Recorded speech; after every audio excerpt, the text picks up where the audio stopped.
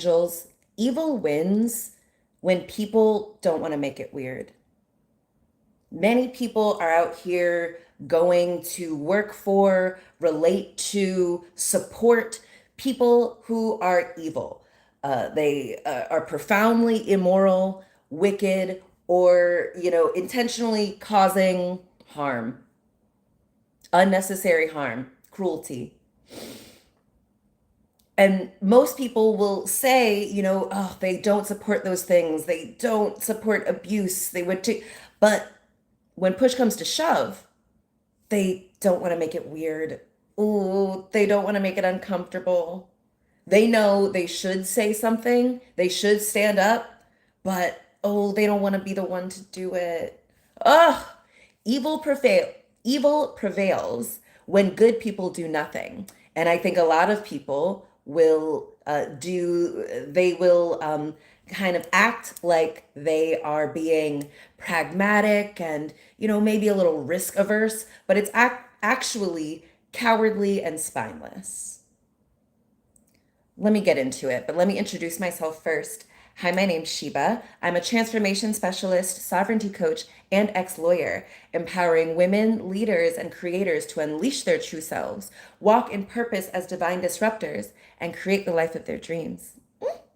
And today we're going to be, talking more about the divine disruptor part, walking in purpose as a divine disruptor. Because I know if you resonate with me, resonate with this title, you are someone who, yeah, you're confused when you see the banality of evil. Let me talk about banality first and foremost, okay? Banality means something is ordinary, unoriginal, or predictable, so commonplace, trite, or boring that it's lost all power to interest or inspire anyone. That is how evil has become. That's in fact like where we think of when we hear the word banality. We think of the banality of evil. That's how commonplace it's become. And so, people will be like, they'll see the US presidential elections and they'll be like, I have to vote for one of the two evils. They won't stop to think like, wait, no, if I'm being forced to vote for evil, something's up. An evil person is trying to get me to vote for evil. And most people will be like, okay, which evil should I choose? Like, no, you don't choose either evil. You're not supposed to choose the lesser of two evils. If either of them are evil, you don't choose it. But most people are like, oh, I don't want to make it weird. I don't want the dinner to be awkward, or like, I don't want to, people not like me. I don't want people not to like me. I don't want it to be weird. I don't want it to be uncomfortable. What? You're going to let slavery and holocausts and fascism and oppression and genocide go on because you don't want to make it weird? You're going to regret that decision. And your children are not going to accept that. 10 years from now, the children are going to be like, what were you doing when the Palestinians were being genocided and the Americans were colluding with the Israelis and whoever they could to help facilitate this genocide? What were you guys doing? And you're like, oh, it would have just been so weird. It would have been like, I really wanted to go to like the holiday party, and it would have been weird if I talked about, all the people being murdered. What? They're not going to accept that. They're not going to accept that as a excuse, okay? So I Googled the banality of evil. Where does that come from? Interesting. This philosopher who was observing the Adolf Eichmann trial, he was some Nazi. This trial that happened in the newly made up occupied Palestine, the terrorist state of Israel. It's so interesting. Like, we didn't really have these crimes. So the things that the Nazis did, as long as it came from like the right source, they were just like, I was just doing my job. I was just following orders. And so they have, a tribunal in Jerusalem, and they note the banality of evil. It explains how monumental atrocities can be committed not just by sadistic monsters, but by ordinary, unthinking bureaucrats who simply follow instructions and efficiently process paperwork. Now, It's been almost a year since I quit my job working at the Social Security Administration amongst a bunch of, hold on, what was the phrasing? Ordinary, unthinking bureaucrats who simply follow instructions and efficiently process paperwork. Ugh! And it was disgusting to see. It was disgusting. I was around a group of lawyers working for a government facilitating genocide, and they were just like, oh, gotta make sure I do my tasks. Gotta make sure I'm being productive. Gotta make sure I'm following instructions. Wild. And most people accept the banality of evil so much that they roll their eyes at me when I'm like, lawyers, there's injustice afoot. We have to say something. They're like, oh, us? Like, yeah, you're the lawyers. What? You're the lawyers working for the government. And so the banality of evil, yeah, monumental atrocities can be committed not just by sadistic monsters, but by ordinary, unthinking bureaucrats who simply follow instructions and efficiently process paperwork. And we're seeing that now, like in real time. There's so many people who are like, we're quiet about genocide. But once DEI was taken away, once they were no longer allowed to be included in the diversity of equitably being included in the genocide, then they got mad. Then they were like, no, we're supposed to, I want to work in the government. Like, I get it. It's an easy job. It's very difficult to fire you. You get paid to press buttons and do processes that, like, keep everyone in poverty, keep everyone sedated, keep them pacified, keep them obedient. Government employees have the most secure, stable livelihoods, and they're still not willing to risk it. They recognize that other people, they really can't stand up to their bosses without like immediately getting fired. Government employees, they don't care. They know that they have insane due process rights, and they are not willing to risk it for the collective. Ugh, they're willing to accept a servant's salary in order to facilitate genocide. And they're hoping that people like me get tired, are just like, I guess no one's gonna change and we all just have to, accept that. Absolutely not. I've gotten to where I am because I'm not afraid to make it weird.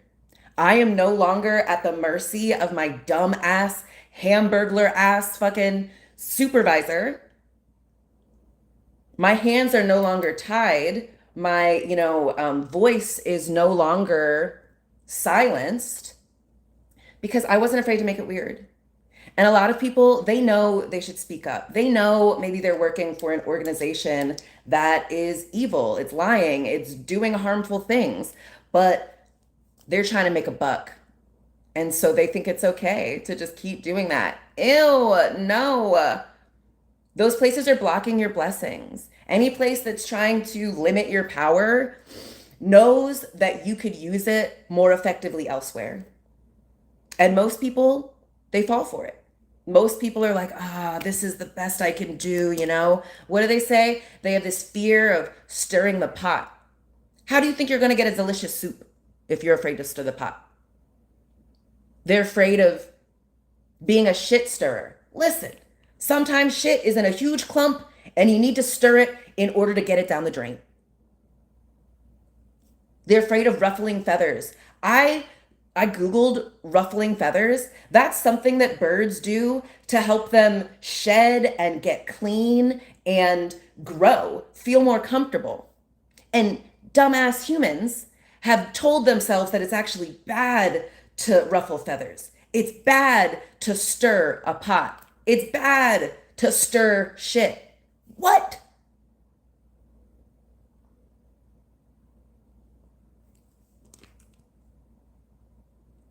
Yeah, they also have this fear that if they make it weird, if they point out the elephant in the room, that, people aren't going to like them, people are going to be mad at them. What do you care what these cowards think of you? You going to hang out with them? You want to go to their cookout? You want to go to their little party so you don't want them to think bad of you? They're Nazis. They're doing a profoundly immoral thing, profoundly wicked thing. And you care what they think of you? You should want them to not like you. That is actually your measure of success. When you're a divine disruptor, the more people who are benefiting from the status quo, from the violent, evil status quo, from the banality of evil, the more those people dislike you, the better you're doing, the more on track you are. The more feathers are being rustled, the better. A lot of us here are light leaders. We're here to raise the consciousness of Earth. We're here to harmonize the imbalances. We're here to ensure that evil does not continue to be normalized. And so you got to make it weird, babe. And like, people love weird people. Weirdos have a great time. It's the people who are boring and undistinguishable from anyone else. They're the ones who are servants all their lives. They're the ones who are stuck in unfulfilling lives that they feel like they have no control over. It's because they're afraid of looking weird. They're afraid of making things uncomfortable. Girl, I don't care. Anybody can get it. And so, yeah, like, people like, so the fear that like people won't like you if you make it weird, if you say, the thing, if you stand up, if you, make it uncomfortable. People might not like Trump, right? They might not like Donald Trump, but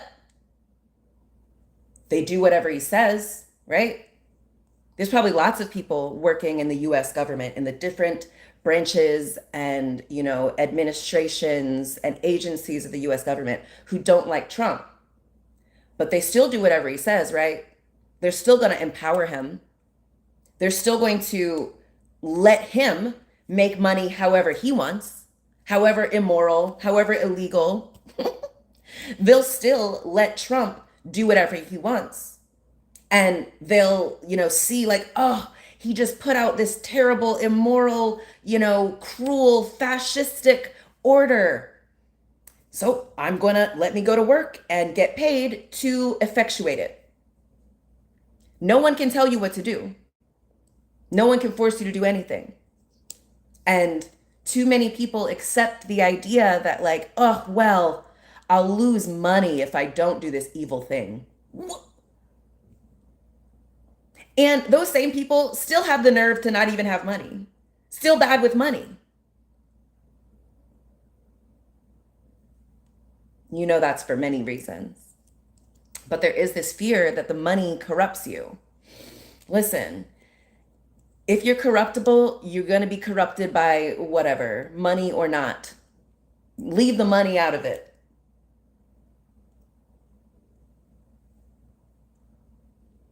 So yeah, I found that like I am someone and I like people who are chaotic good, just a divine disruptor who they see evil being banal,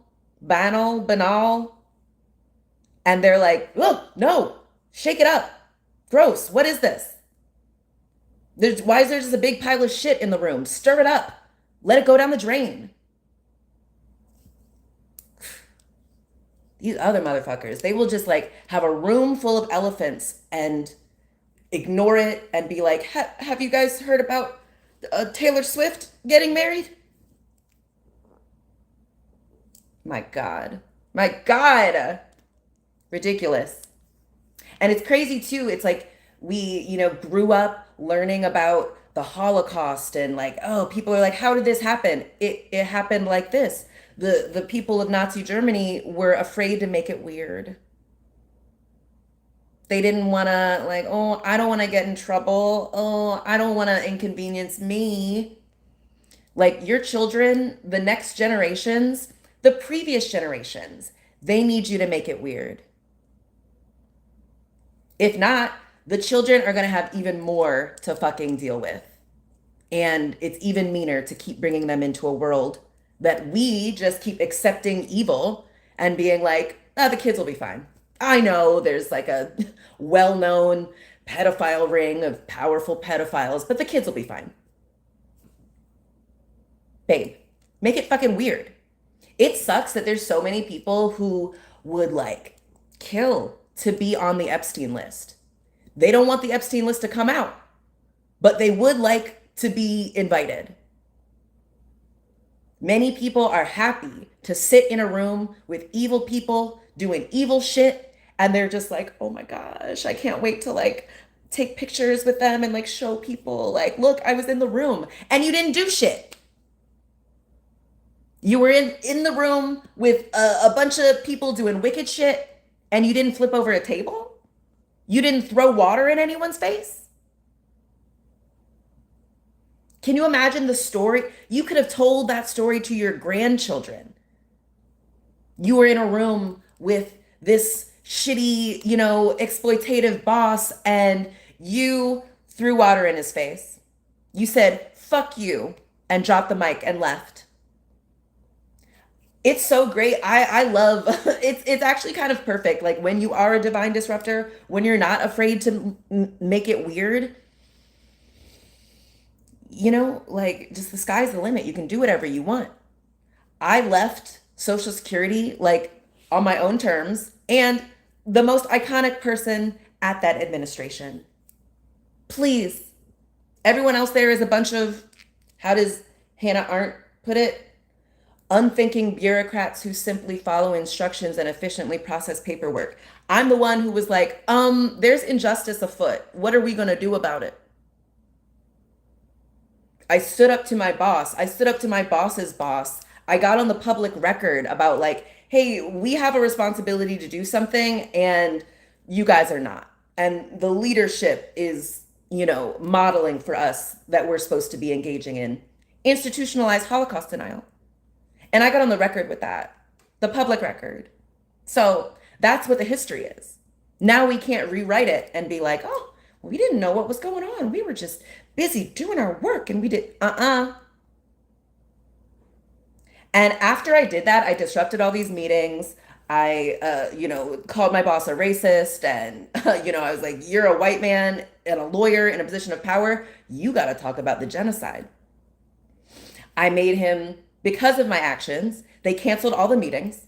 So we had no more bullshit meetings because they knew every meeting we had, I was going to disrupt.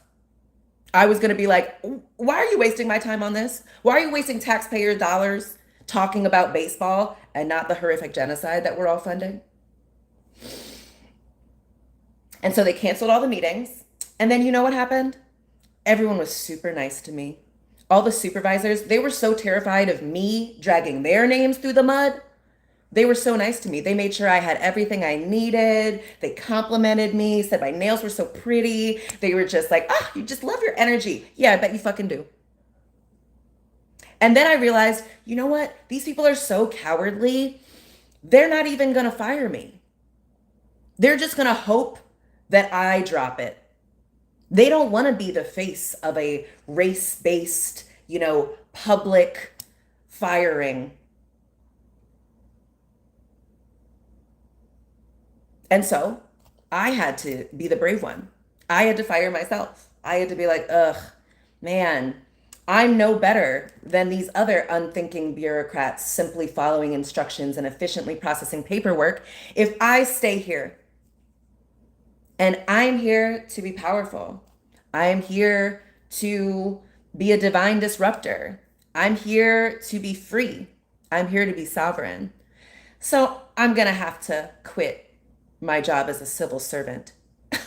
Honestly, we're going to look back. It's crazy that I was working as a servant. Like, of course, they gave me an official reprimand being like, you are not acting like a public servant. They're absolutely right. I'm a queen. Anyway, chaotic good always wins in the end. Chaotic good always prevails over the banality of evil. So if you're smart, you're going to get on the chaotic good side, baby. I've delivered the message. Let me know what you think, okay? Like, comment, subscribe. If you would like to work with me one-on-one, head on over to my website, seelikesheba.com. And Go back and watch some of these other episodes. I know you were inspired if you stayed to the end. And, you will learn lots of things, but one of them is how I became the woman who went from easily receiving $5,000 every month to effortlessly receiving $100,000 every month. And that's because I'm not afraid to make it fucking weird. And you shouldn't be either. All right. I'll talk to you guys later, all right? Love you, Earth Angels. Bye.